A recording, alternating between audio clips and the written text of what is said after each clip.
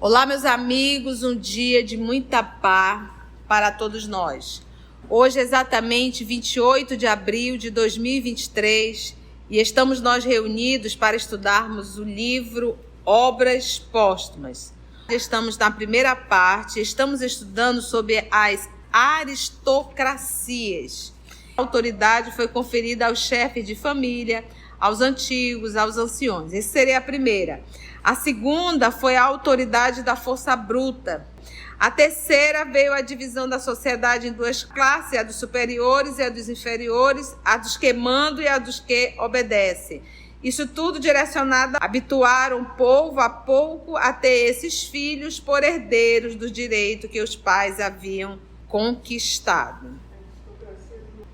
Vamos orar?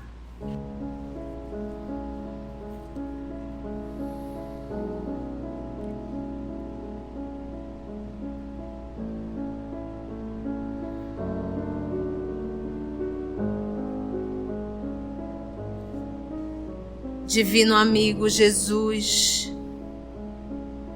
amor amado, amigos espirituais aqui presentes, que são responsáveis por esse trabalho, inspirando a cada um de nós para uma melhor compreensão, para uma melhor interpretação. Que nós possamos, Senhor, amparados pela Tua bondade e pelo Teu amor, mais uma vez realizarmos o estudo do livro Obras Póstumas, te pedindo, amigo, a inspiração, o amparo, o auxílio, para que possamos aprender, refletir, viver e sentir. Muito obrigado, amor amado, e te pedimos permissão para iniciarmos mais um estudo, que assim seja.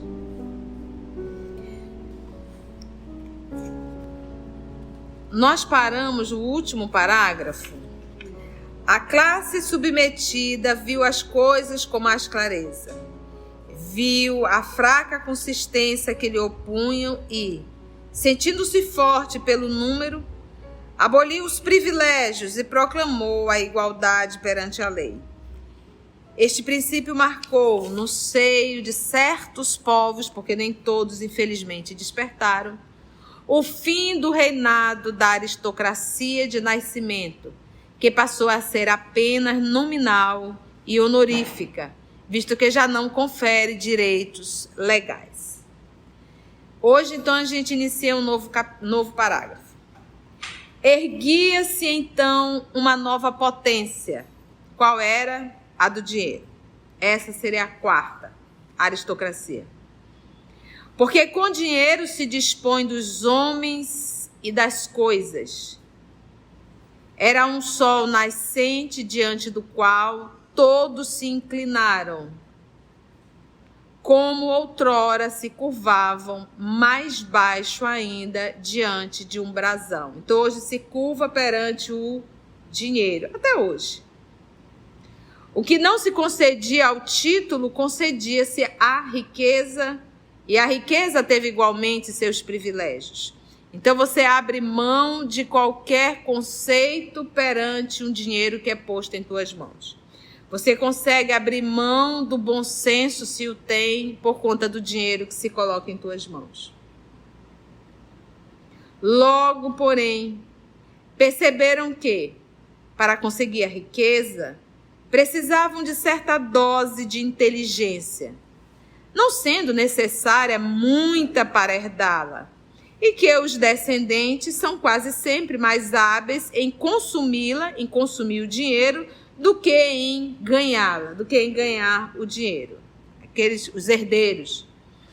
Perceberam, além disso, que os próprios meios de enriquecimento nem sempre são impecáveis, de modo que o dinheiro foi perdendo pouco a pouco seu prestígio moral, tendendo essa potência a ser substituída por outra, por uma aristocracia mais justa, a da inteligência, diante da qual todos podem curvar-se, sem se envilecerem, humilharem-se, porque a inteligência pertence tanto ao pobre quanto ao rico.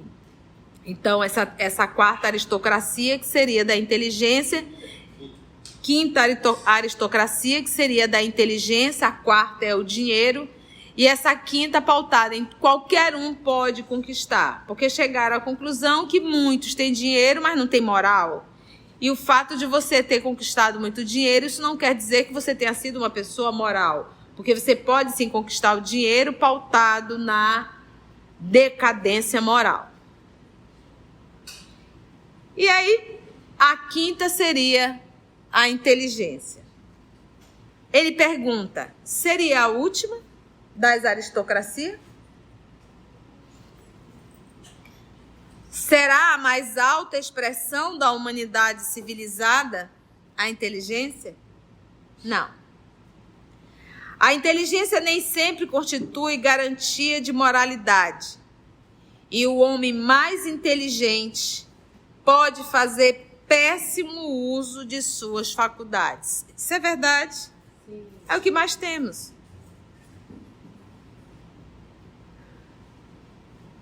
Por outro lado, a moralidade isolada muitas vezes pode ser incapaz, porque vamos pegar o nosso Senhor Jesus Cristo, é um ser moral? Sim.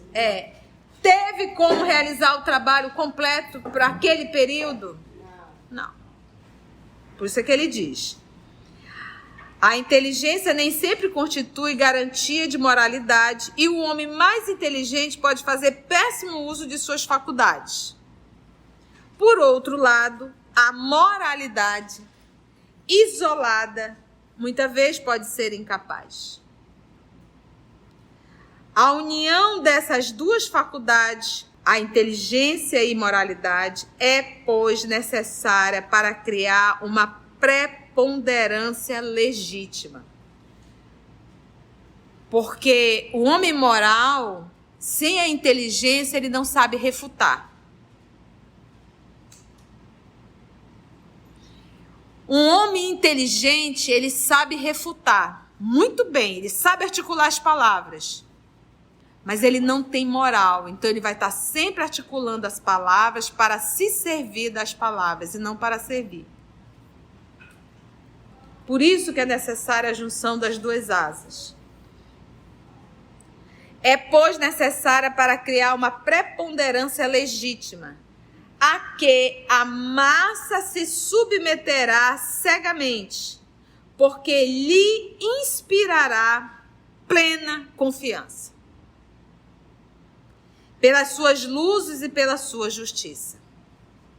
Será essa a última aristocracia? Ai, que vontade que dá que chegue logo. A que se apresentará como consequência ou, antes, como sinal do advento, da chegada, do reinado do bem na terra. Ela se erguerá muito naturalmente pela força mesma das coisas. Quando a gente estuda o período do Império Romano, a gente vai percebendo a decadência, a politicagem, a imundície. E a gente percebeu que acabou.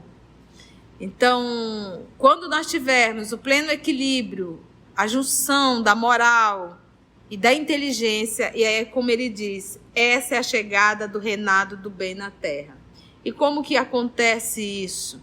Nós já estamos aqui, já percebemos que não fizemos muita coisa, não. Então, o que se acontece agora é por processo de eliminação mesmo. Então, a turma que está chegando, é essa turma que vai fazer a diferença. Essa turma que está chegando a partir de 2020, a partir de 2030, já são seres bem mais moralizados, bem mais lúcidos. Hoje me mandaram um vídeo de uma criança de 6 anos de idade, tocando piano, os gestos, a expressão corporal, ele incorporava aquilo de uma tal forma que você olhava e não via uma criança. Você via um velho, um idoso na arte de tocar piano. Então, da mesma forma que nós tivemos grandes mestres da música, na arte, no século XVIII, XVII, XVI, essa turma vai voltar de novo para ensinar para a gente o que é arte, o que é educação, o que é política, o que é administração, o que é família, o que é religião e o que é religiosidade.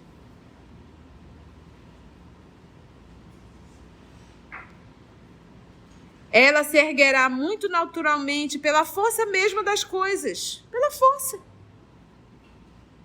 Quando os homens de tal categoria forem bastante numerosos para formarem uma maioria imponente, a massa lhes confiará seus interesses. Como vimos, todas as aristocracias tiveram sua razão de ser. Nasceram do estado da humanidade. Assim há de acontecer com o que se tornará uma necessidade, o bem. Todas preencheram ou preencherão seu tempo, conforme os países, porque nenhuma teve por base o princípio moral. Só este princípio pode constituir uma supremacia durável, porque terá a animá-la sentimentos de justiça e caridade. A essa aristocracia chamaremos aristocracia intelecto-moral. Mas semelhante estado de coisas será possível com o egoísmo, o orgulho, a cupidez que reinam soberanos na terra? Respondemos claramente, sim. Não só é possível, como se implantará, por ser inevitável. Então, quando a gente olha o planeta, a gente diz, meu Deus, esse reinado não vai chegar, não. Mas ele afirma aqui, por ser inevitável. E como a gente sabe, as pessoas desequilibradas que aqui estão vão mudar agora? Não.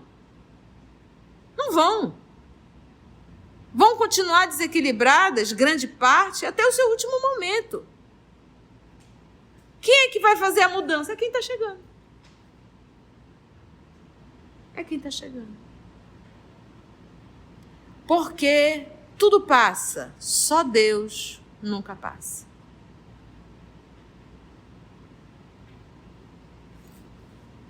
Hoje, a inteligência já domina. É soberana. Ninguém o pode contestar. É tão verdade isto que já se vê o homem do povo chegar aos cargos de primeira ordem. Essa aristocracia não será mais justa, mais lógica, mais racional do que a da força bruta, do nascimento ou do dinheiro? Todas as aristocracias que nós estudamos?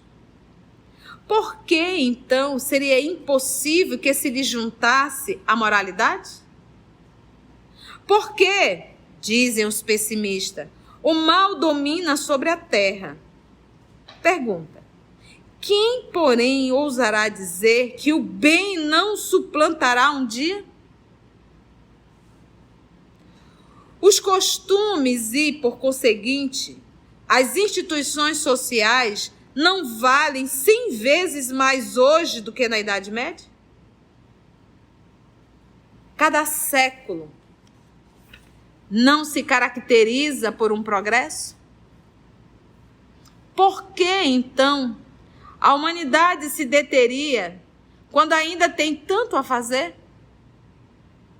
Por instinto natural, os homens procuram o seu bem-estar. Se não o acharem completo no reino da inteligência, procurá-lo-ão em outro lugar. E onde poderão encontrá-lo, senão no reino da moralidade? Para isso, torna-se preciso que a moralidade sobrepuje numericamente. É incontestável que se tem que fazer muita coisa, mas ainda uma vez, seria tola pretensão dizer-se que a humanidade chegou ao apogeu, quando é vista a avançar continuamente pela senda do progresso. Digamos, antes de tudo, que os bons na Terra não são absolutamente tão raros quanto se pensa. Os maus são numerosos, é verdade. Entretanto, o que faz eles pareçam ainda mais numerosos é que têm mais audácia e sentem que essa audácia lhes é indispensável ao bom êxito. Aprendemos em um livro dos Espíritos, o mal toma uma proporção maior porque o bem é tímido e o mal é audacioso. E, contudo, compreende de tal modo a preponderância do bem que, não podendo praticá-lo, com ele se mascara. Os bons, ao contrário, não fazem alarde das suas boas qualidades, como não se põem em evidência. Parecem tão pouco numerosos. Pesquisai, no entanto, os atos íntimos praticados sem ostentação e em todas as classes da sociedade. Encontrareis criaturas de natureza boa e leal em número bastante a vos tranquilizar o coração, de maneira a não desesperardes da humanidade. Depois, cumpre também dizê-lo, entre os maus existem muitos que o são apenas por arrastamento e que se tornarão bons, desde que submetidos a uma influência boa. Continua Kardec. Admitamos que em 100 indivíduos haja 25 bons e 75 maus. Destes últimos, 50 o são por fraqueza e seriam bons se observassem bons exemplos e, sobretudo, se tivessem sido bem encaminhados desde a infância. Dos 25 francamente maus, nem todos serão incorrigíveis. Aí ele deu uma chamada aos pais, aos exemplos, à educação. De 75, 50 são arrastados. Influência. No estado atual das coisas, os maus estão em maioria e ditam a lei aos bons. Ainda confere isso? Suponhamos que uma circunstância qualquer opere a conversão de 50% deles. Os bons ficarão em maioria e, a seu turno, ditarão as leis. Dos 25 outros, absolutamente maus, muitos sofrerão a influência dos bons, restando apenas alguns incorrigíveis sem preponderância. Então, hoje nós temos um arrastamento muito mais do mal. Péssimos literatos, péssimos artistas, péssimos políticos, péssimos pais, péssimos professores.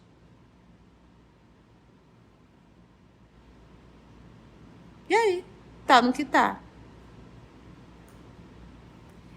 Temos um exemplo para ilustrar o que acabamos de dizer. Há povos no seio dos quais o assassínio e o roubo são a normalidade, constituindo o bem a exceção. Nos povos mais adiantados e mais bem governados da Europa, o crime é a exceção. Acossado pelas leis, ele não exerce qualquer influência sobre a sociedade. O que nesses povos ainda predomina são os vícios de caráter, que são o orgulho, o egoísmo, a cupidez de todo o seu cortejo de misérias. Por que, então, com o progresso, o vício desses povos não se tornaria a exceção, como são hoje os crimes, ao passo que os povos inferiores alcançariam o nosso nível? Negar a possibilidade dessa marcha ascendente seria negar o progresso. Certamente, chegar a tal estado de coisas não pode ser obra de um dia, mas, se há uma causa capaz de apressar o seu advento, essa causa é, sem sombra de dúvida, o Espiritismo. Fator por excelência da solidariedade humana, por mostrar que as provas da vida atual são a consequência lógica e racional dos atos praticados nas existências anteriores, por fazer de cada homem o artífice voluntário da sua própria felicidade. A vulgarização universal do Espiritismo terá como resultado, necessariamente, uma sensível elevação do nível moral da atualidade. Embora apenas elaborados e coordenados, os princípios gerais da nossa filosofia já congregaram, em imponente comunhão de ideias, milhões de adeptos espalhados por toda a Terra. Os progressos realizados pela sua influência, as transformações individuais e locais que eles têm provocado em menos de 15 anos, nos permitem apreciar as modificações imensas e radicais que operarão no futuro. Esse é o Espiritismo aplicado. Então, como nós sabemos que o Espiritismo é a terceira revelação e que ela tem um grande propósito, que é a moralização do homem, o Espiritismo passou a ser o ponto-alvo de ataque de espíritos perversos. Para destruir o Espiritismo, para destruir o trabalho da evangelização infanto-juvenil, para destruir o trabalho da evangelização de adulto. E como se destrói distante? Não. Esses espíritos adentram nas instituições espíritas e fazem de conta que estão estudando e fazem de conta que estão ensinando. Deturpam as lições e levam a massa, como bem diz nosso Senhor Jesus, cego que conduz cego, cai todo mundo no abismo.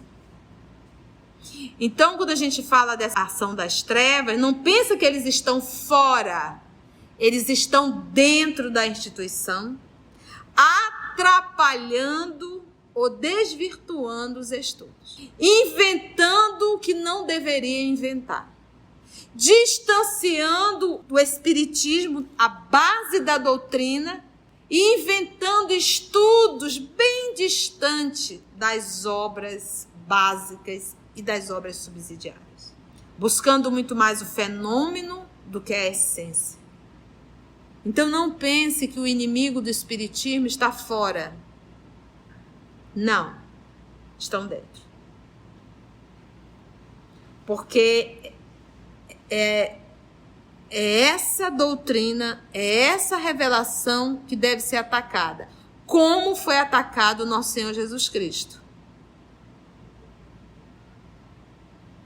Porque o bem, ele incomoda muito. E o mal tem de ter um ódio muito grande contra o bem.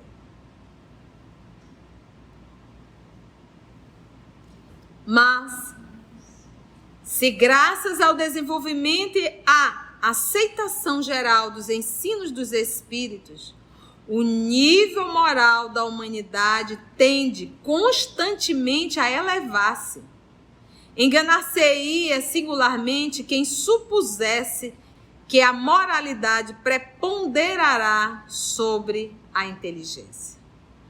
O Espiritismo, com efeito, não quer que o aceitem cegamente, faz apelo à discussão e à luz.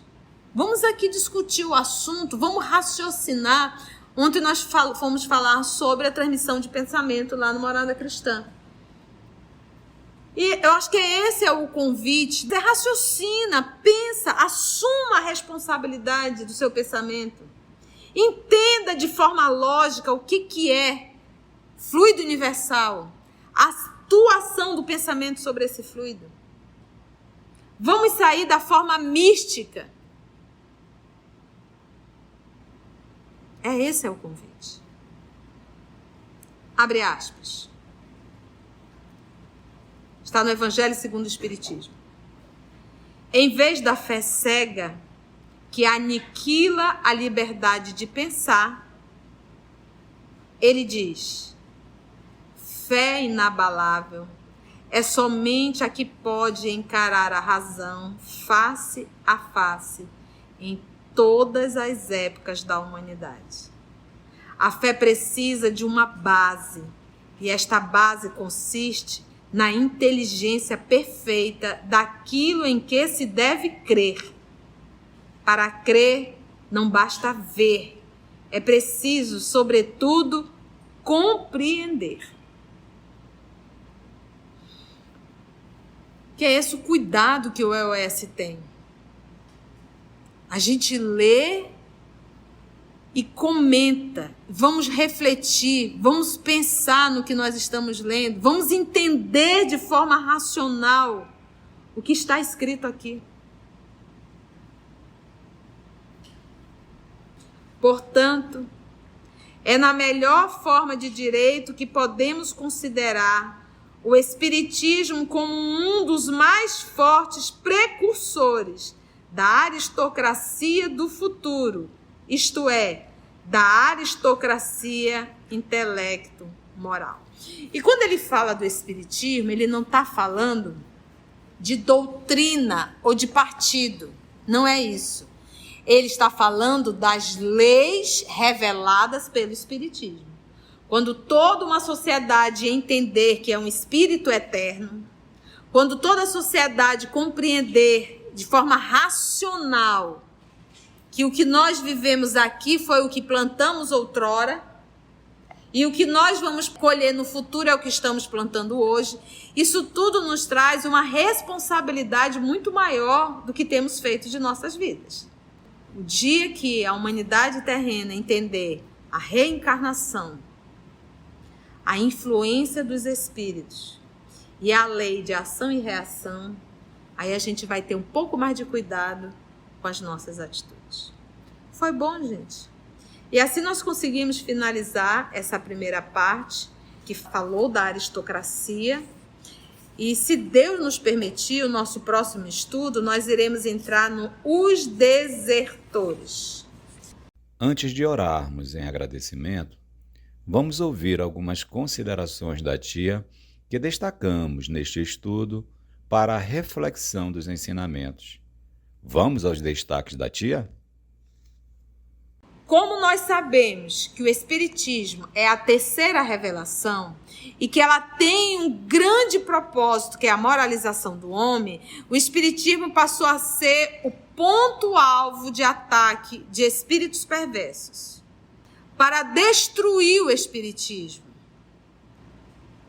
Então, quando a gente fala dessa ação das trevas, não pensa que eles estão fora, eles estão dentro da instituição, atrapalhando ou desvirtuando os estudos, inventando o que não deveria inventar, distanciando do Espiritismo a base da doutrina e inventando estudos bem distantes das obras básicas e das obras subsidiárias, buscando muito mais o fenômeno do que a essência.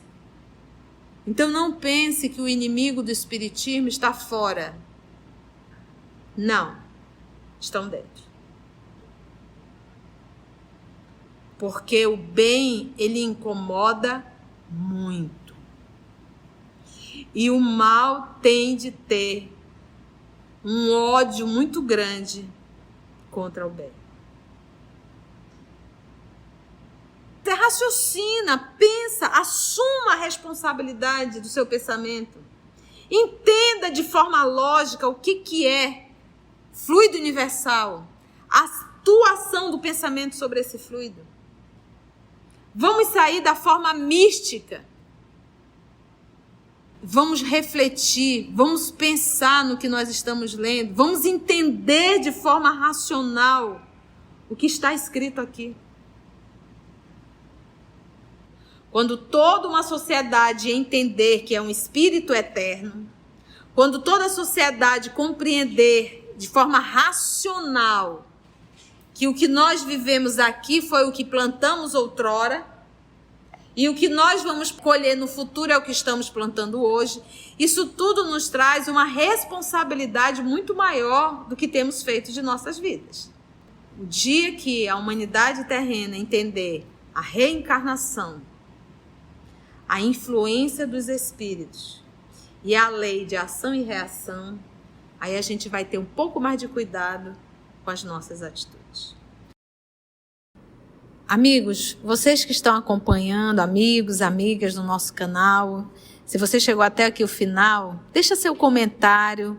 É muito importante a gente poder ler o teu comentário. Não esqueça de curtir para que possa divulgar a página, dar o seu like, né? E, se possível, faça a sua inscrição no nosso canal e toca o sininho.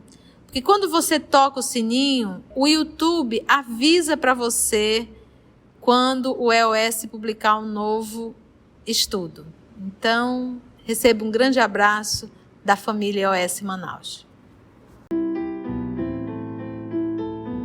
Assim, concluindo o nosso estudo de hoje e agradecendo o nosso Mestre Jesus por mais este momento de aprendizado, vamos orar? E assim agradecemos a Deus, nosso Pai. Agradecemos a Jesus o amor de nossa vida e aos amigos espirituais aqui presentes. Graça te damos, Senhor.